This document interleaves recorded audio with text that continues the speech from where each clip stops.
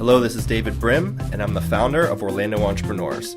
We are the hub for Orlando entrepreneurship, and our mission is to connect, cultivate, and celebrate our local entrepreneurs. We bring together our local entrepreneurial ecosystem to help impact our entrepreneurs, their companies, and our local economy. Learn more at orlandoentrepreneurs.org. Now over to Josh Wilson to get forward with our show. Good day, Orlando. My name is Josh, and welcome to the Orlando Entrepreneurs podcast show, where I talk with Orlando entrepreneurs, and I hear their story, I share their successes, I highlight them, lift them up, and bring great people together. So on the show today, we're going to interview Cassandra Plas. She is the owner and head cookie maker of Hazelik Cookies. Did I pronounce that correctly? You did pronounce that correctly. That was good. Not everybody can say that right. Awesome. Well, Cassandra, welcome to Orlando Entrepreneurs Show. Thanks for having me. I'm really excited to be here. Yeah. So as we're talking about the pronunciation of the name of your cookie company, how do you spell it so people could picture this in their head, and then how do you pronounce it? Okay, so Hazelik is spelled with a G, so it's G-E-Z-E-L-L-I-G. So here it looks like it says gezellig, but it's a Dutch word, and in Dutch, that G, instead of it being a G, it's a H, like an H. You have to cough up a little bit there, so it's Hazelik. And okay, just to give you a little, sorry, go ahead. No, I want to hear the background of this because this is a very unique name. I practice pronouncing it all day, and I probably butchered it. So I do want to know the origins of the word. Well, and it's fair because a lot of people sort of get the deer in headlights look when they look at it, like I don't know what to do with that. So Hazelik is a Dutch word. So we make Dutch style cookies, and what Hazelik means. And if you go to the Netherlands and you know no other word, this is the word you want to know, because it's a feeling of cozy. So if you think about being with people you like, and the food's good, and the atmosphere is cool, and you have that kind of warm and fuzzy feeling inside, that's what Hazelik means. And so in the Netherlands, you will hear people talk and everything is very Hazelik or very ongezellig, like it's not very good. And so it's really about that kind of warm and fuzzy feeling. And so it's a pretty important word in Dutch, and there's no word in English that quite encapsulates that. So since we make Dutch cookies, and that's what we want you to feel when you enjoy these cookies, that's the word we chose. So in the Netherlands, the word for cozy is Hazelik, kind of like that coughing feeling. And exactly. That means warm, cozy, welcoming. It's something that you would enjoy with your friends, your family. It brings people together, right? Exactly.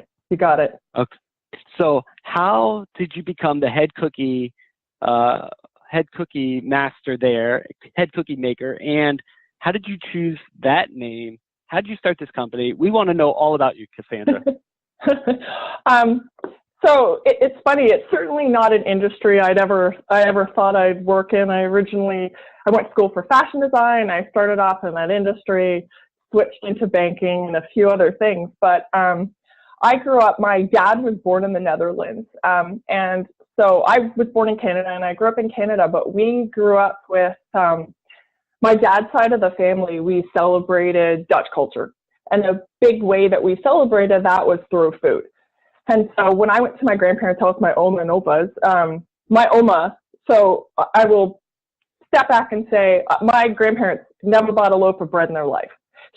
My Oma baked every loaf of bread anyone's ever eaten in their house. So she always had the cookie tin, and in the cookie tin, there were always one of a couple different cookies.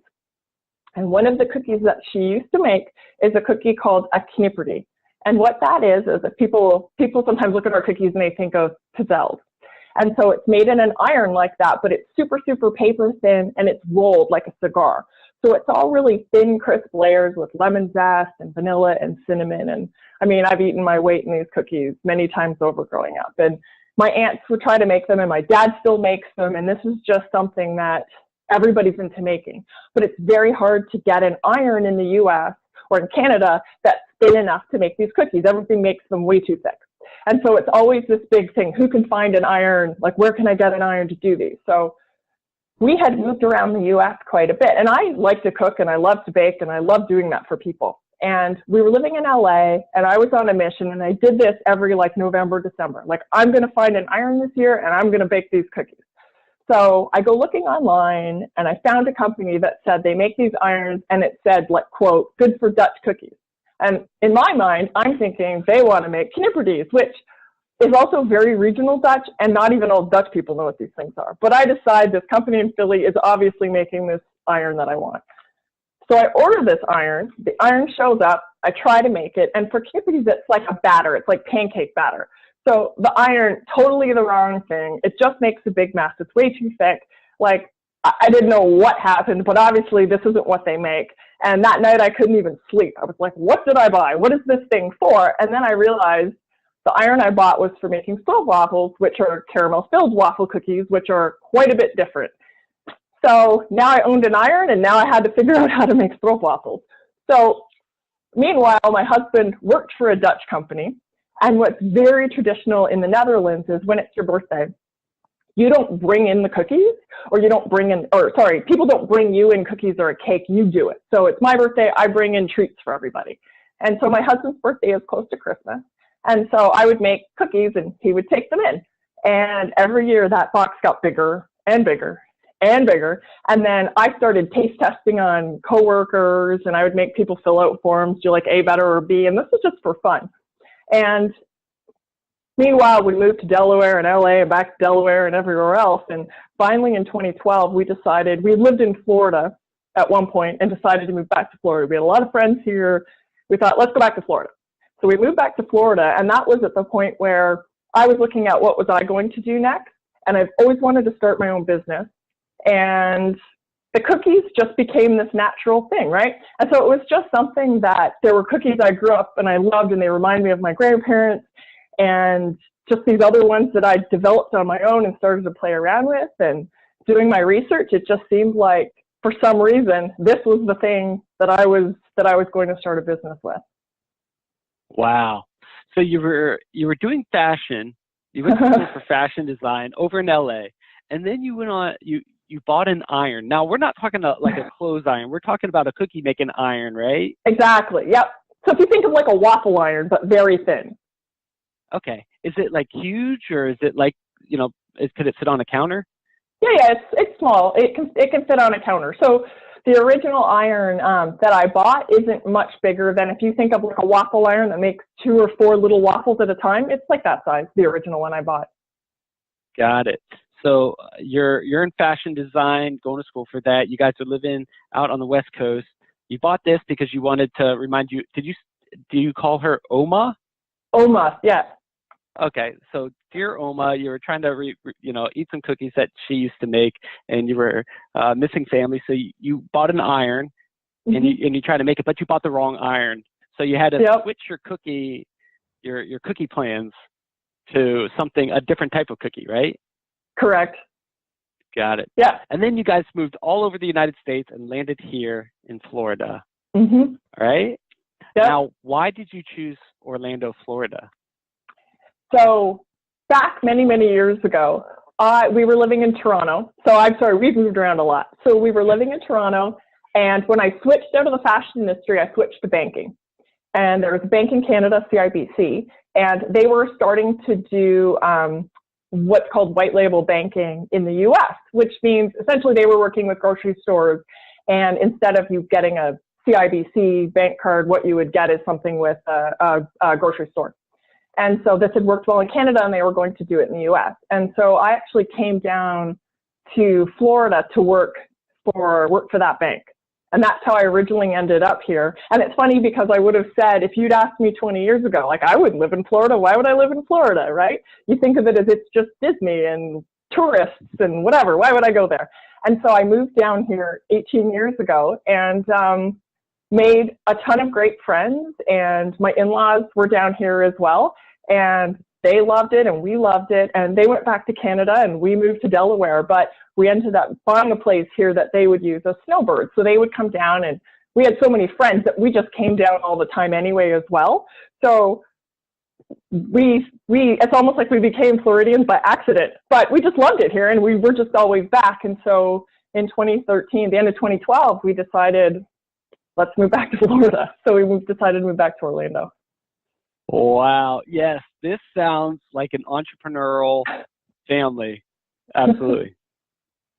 So here in Florida, what you started doing, you started making cookies for your husband's job for his birthday, because it's weird.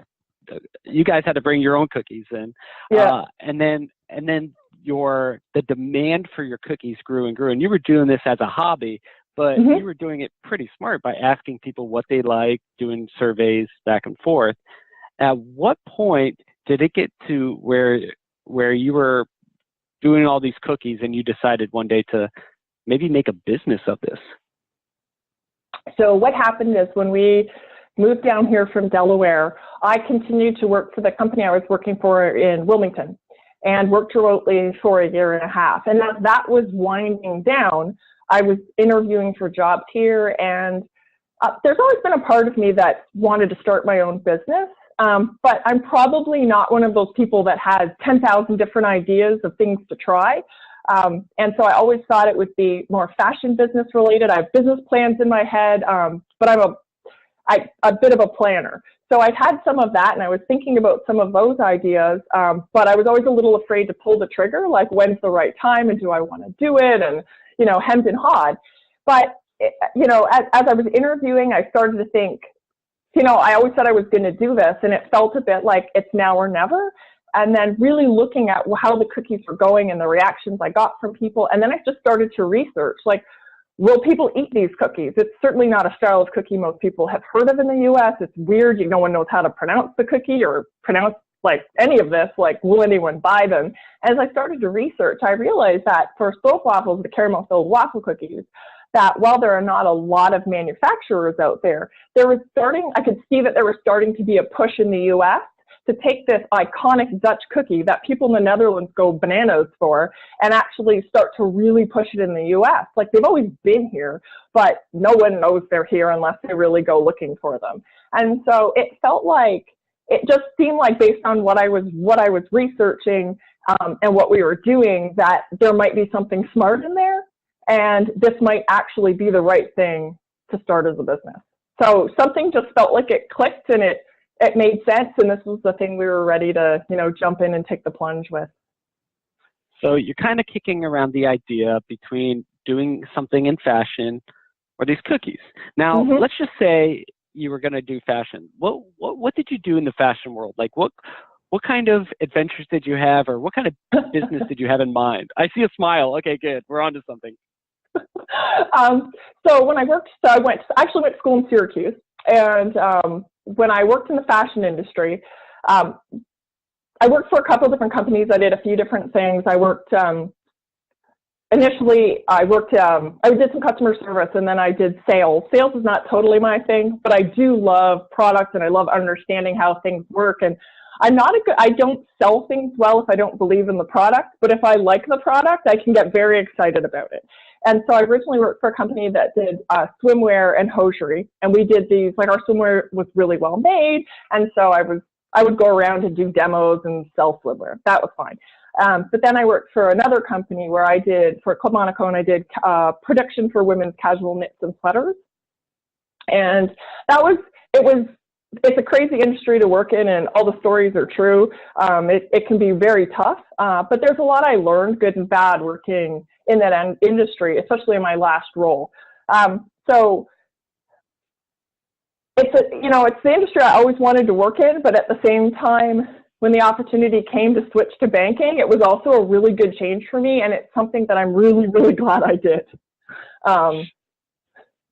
And then I guess to answer your question, what I would have done or what I would do is it would be one of two things. One, I always did custom diaper bags for people for fun for the most part with custom embroidery. So I would do those. And then I have a whole business plan in my head for around a women's clothing line with pants that fit properly and clothes that fit properly. Because for anyone out there that knows anything about the fashion industry, the way men's clothes are made versus how women's clothes are made are very different. And it's a whole lot easier for men to walk into a store and buy a pair of pants and say, okay, I have a 34-inch waist and I have a 34-inch inseam, and this is what I need for pants. And oh, by the way, I bought these dress pants and now they're a little too tight, so just adjust the waistband, make it a bit bigger, or take it in, and that's really easy to do. Women's pants are not made that way. And women's clothing is more expensive, and it's made to be very disposable. So women get sucked into spending more for lesser quality. So it was around a whole business plan about, and it's still there, around building a better fitting product. Nice. So especially because I'm very tall, so it's impossible to find long enough pants half the time.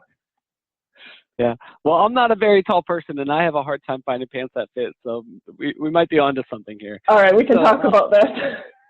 Yeah, absolutely. So you decided to go the cookie route, which I'm glad, because I got to have some of your samples, and they're awesome. Thank you.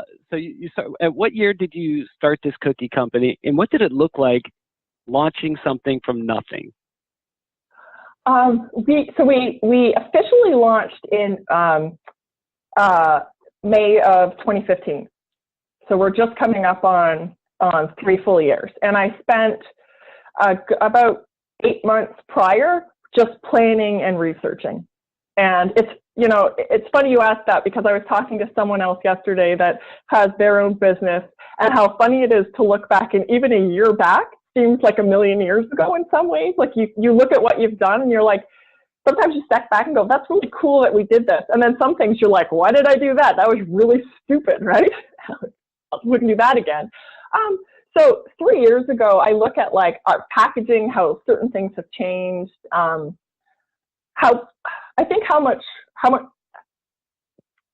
just a comfort level as well, talking to people about what we're doing, or talking to customers about what our product is and maybe how we explain it, or how you take feedback, I think as well, is a little different. Initially, you want everyone, even though not everyone will like your product, doesn't matter what it is. Initially you take so much of it to heart that if someone doesn't like it, it's like, they just kicked your dog. Whereas, 3 years down the road, you can take it and you can say, okay, that's good constructive feedback. I'm listening to what this person is saying, or I'm hearing this and going, whatever, like it doesn't matter what I do, you'll never buy it, or you want a price point I'll never be able to support, or certainly not in the near future, so I can't worry about that. And that's okay that you don't like it, and I'll move on and focus on the people that do. Yeah, I agree with you. And there was something that you said that I thought was kind of funny. You said you launched the company in 2015, but you spent a year researching cookies. And I think that's funny, because if I told my wife, hey, babe, I'm going to take a year to eat cookies, and she was just thinking that I'm going to like sit there and, dunk Oreos and milk all day. So what did that research look like for you? And then you mentioned something really awesome, how to take feedback, because I think this is a sticking point for a lot of entrepreneurs. So I'd love to learn from you. So the first question, I did not spend 9 months dunking cookies in milk. So I'm a bit of a research geek and an Excel junkie. So I like data. Like I learned how to build reports. The last company I was with, like I like to ask questions and answer questions. Like I love to dig through things. And so for me, it was very much like building a project plan. So it became, because a lot of it is, do I want to sell a product that anybody even cares about, right? So it was really looking into who are my competitors, who's out there, like who's making exactly the cookies I'm making, but then who's making other cookies somewhere in this space that while they might not be making stroopwafels and Dutch cookies, they're making something maybe at a similar price point, or, I'm competing for shelf space with them, right? I'm competing for somebody's like $5. So who's out there? What am I looking at? And then what are people selling them for? Like, sure, I could charge $100 a box. That would be great. But is anyone going to spend that, right? So starting to look at what will ingredients cost me? Who are my suppliers going to be? It's an industry I don't understand. So where do I get ingredients from? Where do I bake? How do I get licenses? And it became this like, I'm trying to understand on some level, who am I competing against, and what do I want my brand to be, and what do I want it to look like when somebody sees it on the shelf? And then how do I legally do all of this? So, and I used to work in the compliance industry as well, so I knew some people to talk to, and there were some things I understood on that side, but I really, since food is such a new industry for me, it was really understanding what permits do I need? Where should I bake? How do I find a commercial kitchen? And how much is this going to cost? Like how much, and that's one of the things too, is as much as I'm a numbers junkie, I reran some numbers recently and realized I had something totally wrong. And it was a bit of like, oh, okay, well, I guess how do we accommodate that, right? Or someone raises a price on something, you're like, all right, does that number still work? Because I think that's the other thing too, I've realized is people in general, like they're used to, like, I think as North Americans, we're pretty used to things being pretty inexpensive, right? Oreos are pretty inexpensive, and we all want handmade, but sometimes we don't always understand what it costs to make handmade. So some of it is understanding what the real cost of it is, and then how do you also explain that to customers sometimes too? Like, why is my cookie $2, versus 25 cents? Yeah. So talk to us about the first time you received feedback and from like a non-family member or someone, and it was like really bad feedback, or really painful to you. I'm sorry to bring this up, like it's just painful. Funny because it's a funny story now. Okay, yeah. Well, we want to hear it. Okay, so we're at the Winter Park Farmers Market. The very first day we're there, right? So I'm like all bright-eyed and ready to go, right? Bushy-tailed, yeah. So we got our little table and our little space, and I look at how our display was, and it was stupid. But we have our little dumb display, and I've got samples, and it's 7 o'clock in the morning, and this woman is walking by, and I ask her, would you like to try a sample? And so she takes a sample, she bites it, and she makes a face, and she goes, they're soggy, and walks away. And I was like, I thought I was going to be sick right there. So of course I grab a sample and I eat it, and it wasn't soggy. And it's like, I was confused. But the one thing that we learned out of that and out of some subsequent conversations is that because those cookies, or the caramel filled waffle cookies, are so thin, people assume naturally that they're going to be very crispy. They're not crispy, they're chewy. So I've learned from that is that I need to sometimes tell people, even though it's so thin, it's actually a chewy cookie. And then people bite it and they go, oh, it's chewy, versus, ooh, it's soggy or it's soft, and I didn't think it would be soft. So yeah. But that was like, I was crestfallen when she said that. I was like, what? What do you mean soggy? So, oh, man, that little mean old lady, huh? Some people, I tell you. But whatever, like, she didn't have to be nice to me. She's not my, you know what I mean? She's not my friend. So that was, so we took that feedback. But I also didn't turn them into magically crispy either. So just learned how to explain them a little better. Perfect. So over time, you learned to really take customer feedback to heart, and you actually sought out not just your cookies are great, but you sought out the challenges, like what don't you like about my cookie, right? Yep. How did that shift in you, and what advice do you have for entrepreneurs out there when it comes to seeking feedback, real feedback, not grandma saying, not your Uma saying that these are great, like real feedback? I think the thing is you do have to figure out a way to just take a step back and know it's okay that not everyone's going to like them, because that's a fact of everything. Look, I think, like, you think, who could hate a strawberry? My niece doesn't like strawberries, right? Like, there are things that no one's going to like everything. It's impossible, because you can't design things by committee, right? And you end up with a beige car. Nobody wants that. So I think one of it is you have to go out. At the end of the day, it all depends on if people are willing to spend a dollar on your product or $2 or whatever, right?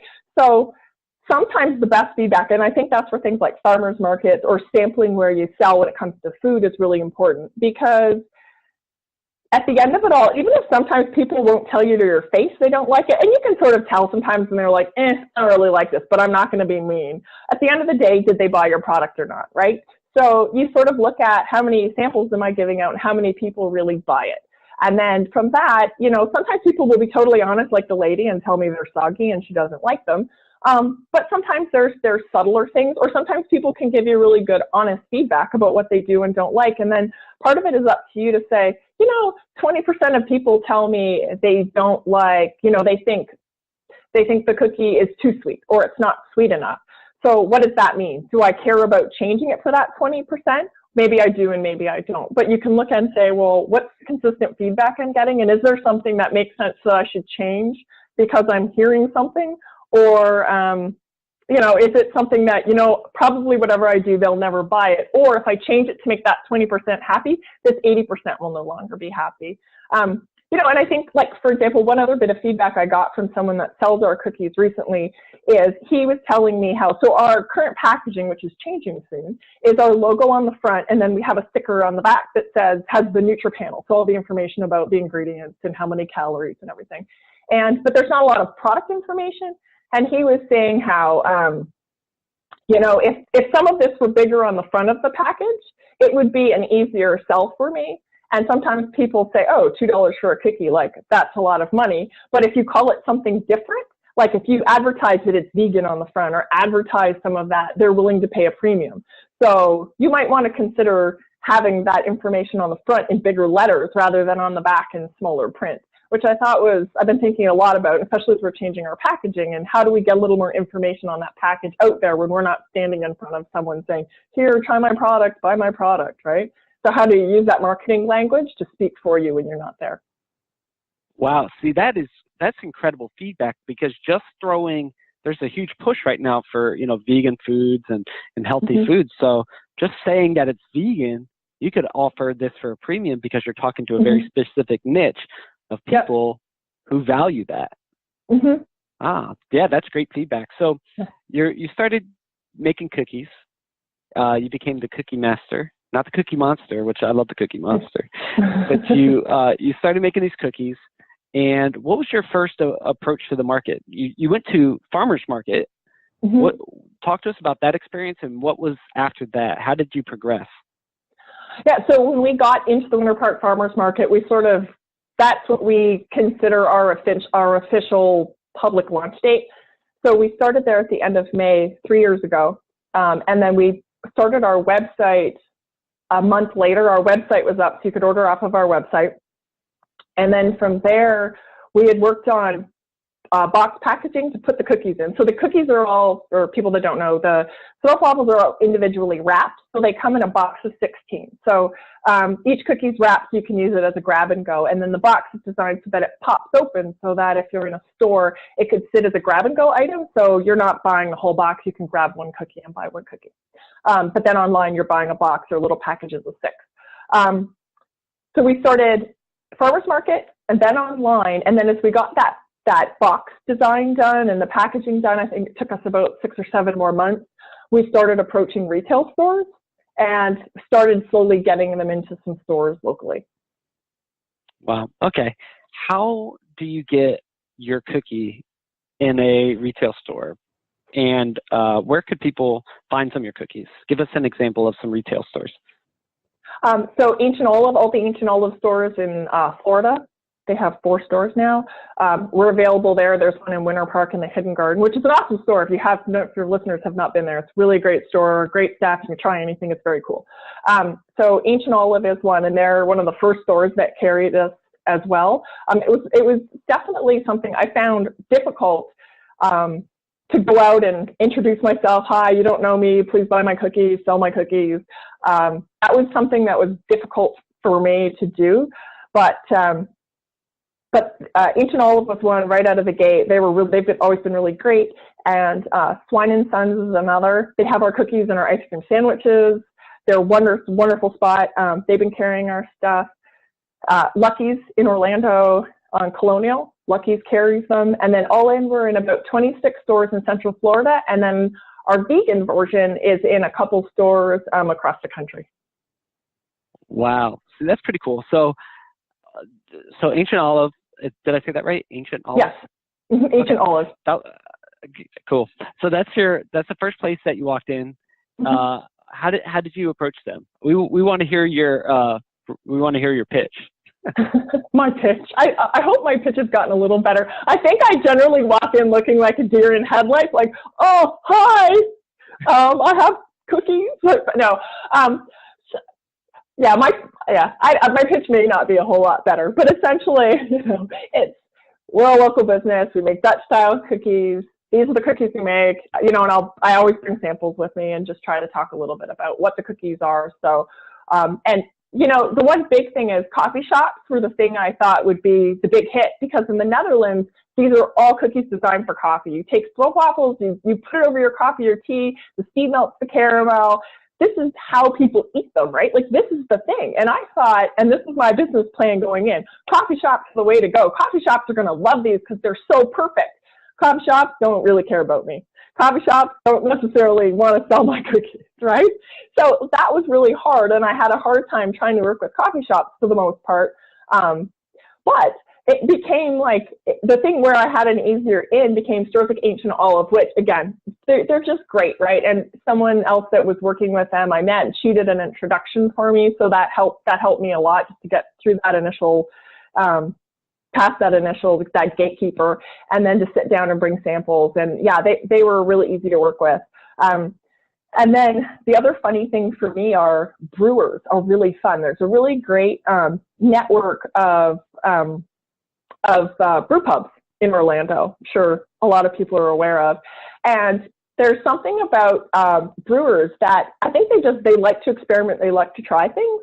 So it's been really fun to work with some of them, where we were getting spent grain from 1010. So they brewed beer with our cookies, and then we've made cookies with spent grain, and that was really fun. Some of them carry our cookies and ice cream sandwiches, and they've been great. Like, it's just really easy with some of them around to just say, you know what, we'll just try and we'll see if people buy your product. Like, that's cool. Put them on the shelf and see what happens. Try the ice cream sandwiches. So that's been really good. And for me, once I get my foot in the door, it's very easy for me to want to collaborate and think about how do we promote this, and, what can I do to help, and how do we make this very symbiotic, right? But sometimes it's just hard for me personally to get my foot in the door. But over the last 3 years, it's gotten a whole lot easier to have these conversations, especially as people start to recognize the brand, or they recognize our car because it's wrapped. And that's made it a whole lot easier to have those conversations, or to be introduced to someone versus just sort of walking in the door and cold calling. Yeah, absolutely.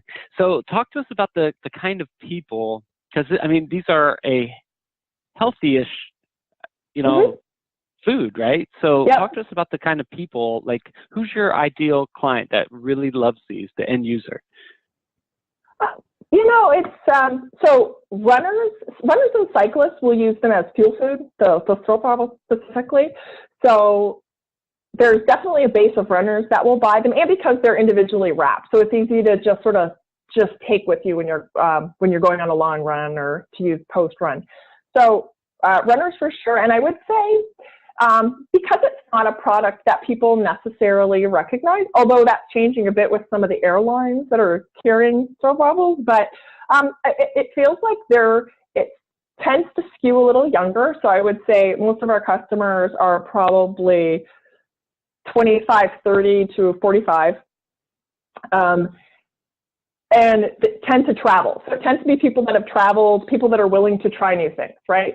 So like we did Science of Wine last week, which is just a great event. And it's always interesting because the samples are free, right? Like, you've paid to attend, so you can try whatever you like. And, there's still always people that are a little hesitant, like, I don't know what that is, so I'm not going to try it, even though it's essentially a cookie, right?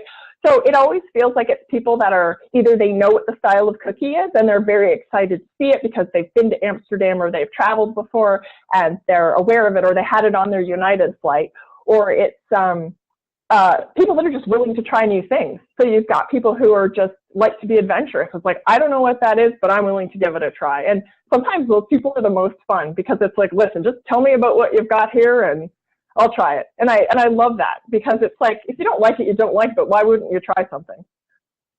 Yeah, absolutely. So you mentioned that you're, like, for people who travel, and you're actually in an airport. You've got your product within an airport, so people could buy this and take that on the plane with them and travel with it. Mm-hmm. So if someone's going to Orlando International Airport, they could find your cookie, right? They can. If you're flying through Terminal A and you go to Cask and Larder, we are in the grab and go section, which is very exciting. And if you haven't seen that space, it's very cool, so you should check it out if you're flying through Orlando. Awesome. So let me ask you a question now. you're making cookies. Do you have a commercial kitchen that you cook in? Talk to us about your layout and your kitchen and your operations. Yeah, so one of the things that's for people that maybe aren't in the food industry or know how some of this works is one of the things that's very cool that's been popping up really across the U.S., I guess probably over the last 5 to 10 years, are commissary kitchens, where it's fully licensed commercial kitchen, but rather than having to go, especially for when you're starting a new business, rather than having to go and build out your own kitchen and get all the permits to set up a kitchen, buy all the equipment, and maybe spend $50,000 to $100,000 to test out to see if your idea is any good, what you can do is there are kitchens like East End Market, if anyone's familiar with East End Market, you can actually be permitted to use their kitchen, and the kitchens are fully licensed. So you can go there and actually make your product. And so that's what we did. So when we initially started, we went and researched what kitchens like that were available, and it's growing all the time. But East End is what we chose to do. But it's great because, I mean, we use weird irons, and those we obviously have to provide ourselves, but they have refrigeration in their storage, and it's great because it's a really good way to get started and test your product, and test it in a way that your product is fully licensed, because you can also work under the cottage industry laws, where you could use your home kitchen. But the problem with that is it's okay for the farmer's market. You can sell directly to consumer, but you can't sell online that way. You can't sell through stores. You're very limited in how you can sell your product. So we went that route, and that's been really good. So flip side, the challenge is you share it with a lot of other people, and you can't just have everything set up the way you want it, and you have to, play nice. But I don't regret starting that way at all. It's worked out very well for us. Have you ever started any kitchen fires or anything like that? Not at East End, I haven't. As a kid, I have. Maybe as an adult once too, but not making cookies. There you go. Yeah, I'm not a very good cook, but like the idea of like going to a place where there's other cooks around and like the shared cooking space, this sounds very cool. Do any of your raving fans, the people who love your cookies, do they ever come in and watch you cook or participate? So sometimes we're a little hidden away, but one of the coolest was we were probably at East End maybe 3 months. So in all honesty, I think we were still figuring a lot of things out. And I was downstairs by the double door. So if anyone's ever been there, behind Lineage and Farm and House, there are double doors into the kitchen, and that's the commissary kitchen in the back. And so I was right in front of those double doors, and you can see in. And as I'm baking, and I look up, and there's a family just sort of watching me, right, as I'm making these cookies. And so the parents and the younger daughter walk away, but the older one is still just watching. So I walked out and just handed her a cookie because she's just sort of fascinated, right? So I give her a cookie, and then the mom comes back 10 minutes later and is like, "Can I buy 75 of those?"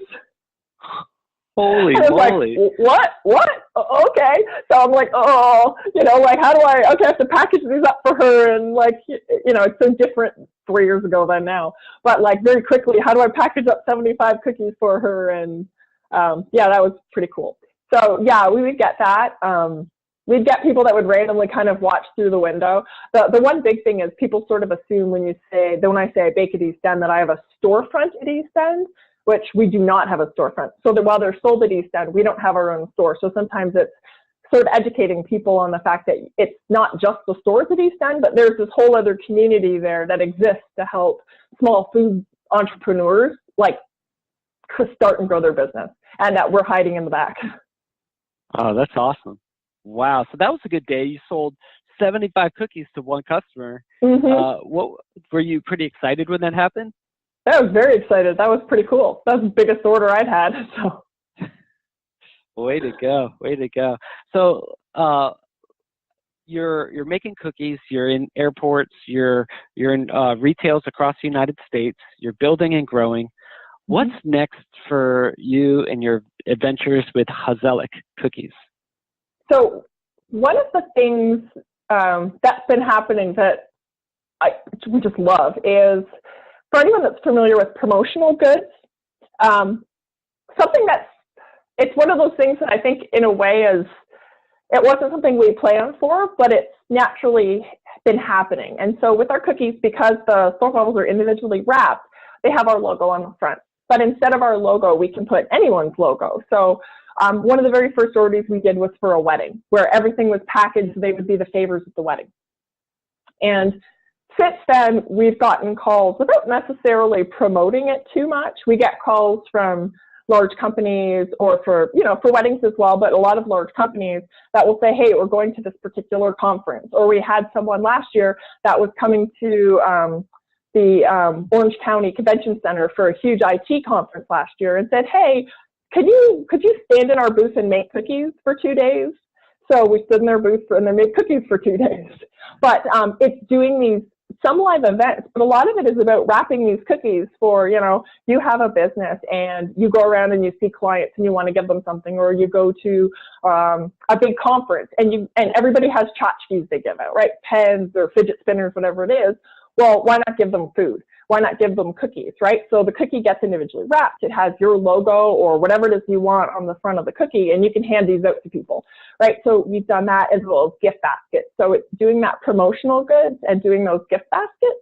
That's a direction that we're really excited about, and something that we're starting to pursue. That's awesome. And they're really, for people out there listening, I want you to imagine, like, I'm going to try to describe this, and I'm probably going to get it wrong, right? But it's a really thin, so they're individually wrapped. You open this beautiful box, and inside there's stacks of different color cookies and different flavors. And they're really, really thin.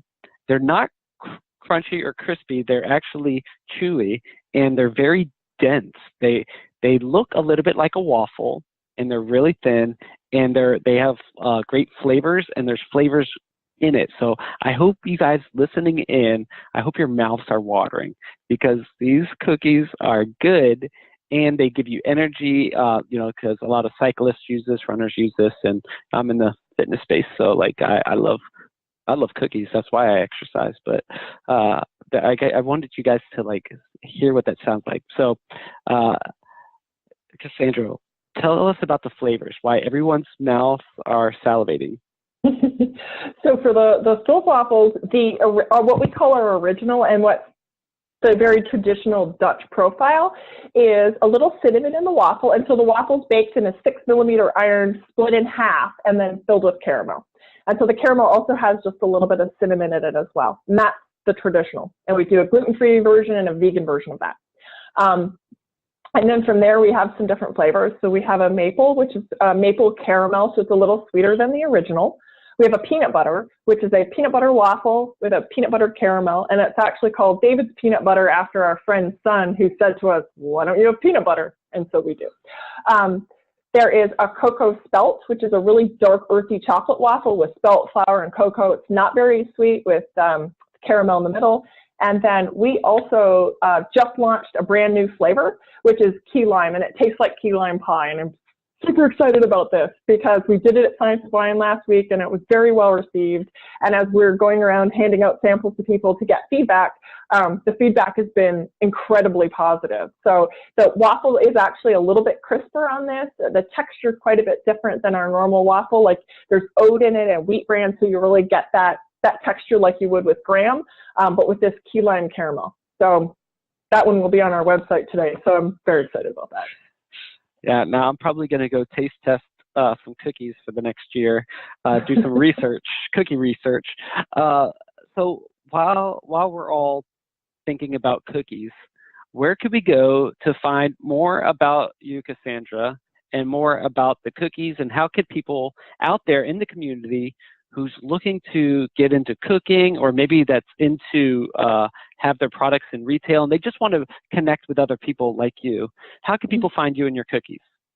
The easiest way is on our website. So it's zelligcookies.com, GEZELLIGCOOKIES, cookies. That's the easiest way. There's information about us. There's a link to just send me an email and say, hey, here's what I want to know. And you can also just order right online as well. So that's awesome. The easiest way to find us. You'll ship it straight to their house or their office or their... Yeah, and if you're close by, we'll just drive it over. Yeah, and they have a cool car. It's wrapped. It's a Mini Cooper, and it's wrapped, and it says Chazelic Cookies on the side, so it's really cool. And it's great seeing them around Orlando. So great. So if people want to find you, they could go to that website. And for those listening in, you can look in the show notes. I'll include the links for the website, so you guys don't have to try to write it down if you're driving. And just click on that. It'll go to the website, and you can click to contact Cassandra and order some cookies, and order me one too while you're at it. And make sure you guys connect. And if you guys are in Orlando and you'd like to check out the space or just connect with her during where do you guys cook? What is the name of the place? East End Market. East End Market. It's on Corinne Drive in Orlando. Awesome. Maybe we'll do a field trip there one day and stand in the window and order 75 cookies. So, Cassandra, is there anything that you'd like to talk about that maybe I missed, or give anybody a shout out? One thing I would say is something I've loved about doing this here is the community in Orlando is awesome.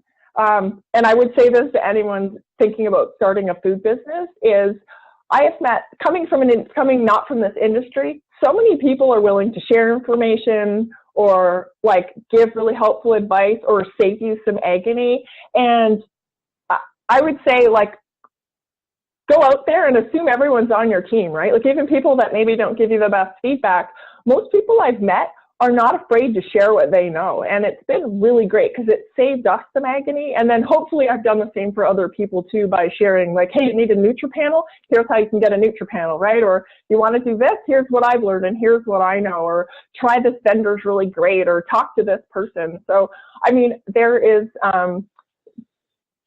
just such a good community here. There's actually so many people that I could mention that have just been absolutely fantastic. East End also does a whole entrepreneur series in the spring where you can go and sign up and learn a bit about how to launch a product, and you can taste test your product as well with people there to get some initial feedback from people that are not your friends and relatives. So I would say the big thing, one of the big things that I've loved about it here is how many people are willing to, like, just give me their time or introduce me to people, or, just help keep me from doing some stupid things, right? By pointing me in the right direction on something. So that's probably one thing I would throw out there that's been really great. And, starting your own business can be a little nerve-wracking sometimes. So just feeling like there's a lot of people out there that are happy to help, that want to help you succeed, is pretty cool. Yeah, absolutely. Well, I mean, this is our home. Orlando's the place where we live and where we're building and growing. So I really appreciate that input and advice, and I would love to learn how to make money while eating. So if we can figure that out, that'd be awesome.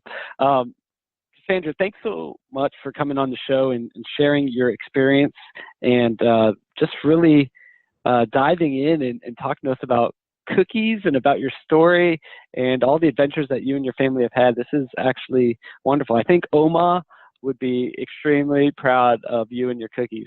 Do you think she would like your cookies? Yes, I think she would like my cookies. I'm pretty sure Oma would like my cookies, especially the speculaas. Okay, good. Well, thanks for coming on the show. We had an absolute blast, interviewing you and hearing your story. Thank you so much for having me. It's been great. I really appreciate it. Absolutely. And ladies and gentlemen, listening in with your mouth watering, thinking about cookies, you could find her cookies at Ancient Olives in Winter Park, and there's 3 other stores. You could find it in Terminal A in the airport, and there's a few other places, and then you could also find it on her website, which you can find that in the show notes. But thanks for listening in. Go try these cookies. You have my word that they're amazing. My favorite is the cocoa one, the one that is dark and has chocolate. I love chocolate. So I'm going to probably go have one. But thanks, guys, for listening into the show. We will talk with you on the next episode. Bye, everyone. Thank you for listening in on today's episode. If you would like to be a guest on the show or start up a conversation with me, Josh, your host, send me an email to josh@orlandoentrepreneurs.org. You can also find out more information on Orlando's entrepreneurial ecosystem, discover resources to help you start and grow your business, and subscribe to future shows by visiting www.orlandooentrepreneurs.org.